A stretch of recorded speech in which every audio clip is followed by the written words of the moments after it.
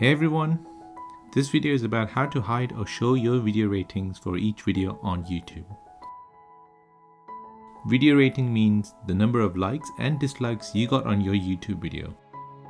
Likes and dislikes on your YouTube video is anonymous, which means creators can only know the numbers of likes and dislikes they get on a video.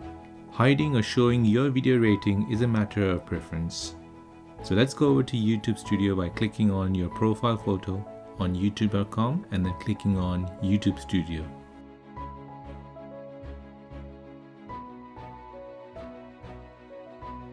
Then click on videos at the left hand side. Select a video which you would like to disable the rating on and click on the pencil icon or the edit icon. Once the page loads up, click on More Options tab. If you then look down in the comments and the rating section, you'll see the option where users can see the ratings of the video.